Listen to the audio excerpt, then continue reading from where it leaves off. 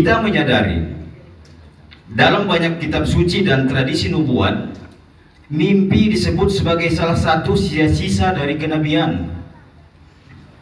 Karena itu, kita perlu menyikapi fenomena ini dengan kesungguhan ilmiah sekaligus kerendahan hati spiritual.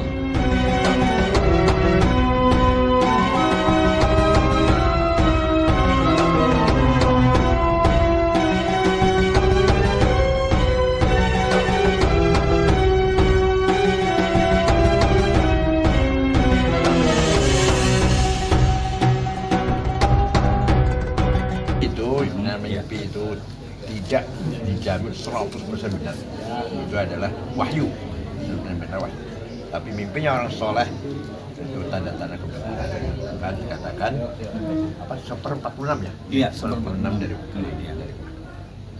Ya tinggal 100% enggak, tapi menuju tanda-tanda menuju arah kebenaran. Itulah. Majelis Gajah ini sedang mengumpulkan mimpi di umat di seluruh dunia, dan sekarang sudah kumpul ribuan mimpi. Mimpi ini ternyata setelah kami kumpulkan, setengahnya sudah terbukti benar. Ketika setengahnya sudah terbukti benar, maka seharusnya kita berpikir berikutnya pasti akan terjadi juga. Seperti Kiai Akil Said tadi mengatakan hampir benar, betul. Jadi ya rekan sekalian, bahwa ini informasi mimpi banyak sekali. Contoh lah, akan segera terjadi bencana-bencana besar, baik tsunami, gempa, yang itu akan banyak meluluhkan negara. Bahkan di dalam mimpi teman-teman, nanti akan Pulau Jawa itu hampir banyak yang akan tenggelam ya, sebagian. Kemudian juga di Jakarta demikian juga. Dan Malhamah Kubro itu di dalam mimpi atau Perang Dunia Ketiga akan sebentar lagi terjadi.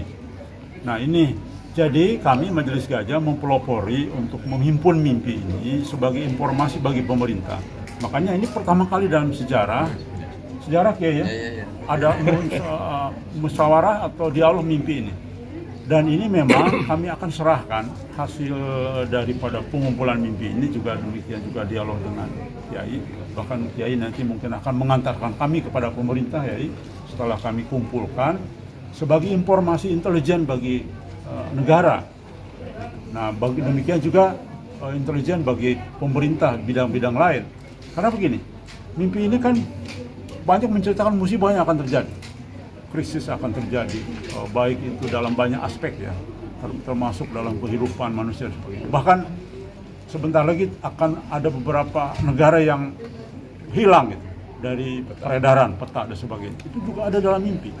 Nah itu, jadi saya kira intinya kami sedang mengumpulkan dan insya Allah dalam waktu beberapa bulan ke depan kami akan serahkan kepada pemerintah, kepada MUI, kepada ulama, kepada ormas dan sebagainya. Nah, rupanya manusia itu sangat kompleks, jadi multilapis, multidimensi. Nah, antara lain satu dimensi yang selama ini terlupakan atau diabaikan ya, dan kurang digali adalah dimensi kemanusiaan yang bersifat spiritual, yang sifatnya universal, yaitu bahwa mereka menyadari bahwa di balik realitas fisik itu ada realitas alternatif, yaitu metaphysical reality, realitas metafisik.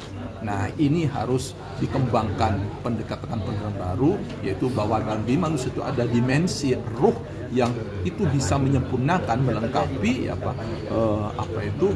potensi manusia ya, dari dimensi yang lain, sehingga mampu membaca realitas, sehingga dengan realitas pemahaman yang lebih komprehensif dan utuh, maka manusia itu bisa mencari solusi, membuat kebijakan yang accurate, yang cepat dan tepat.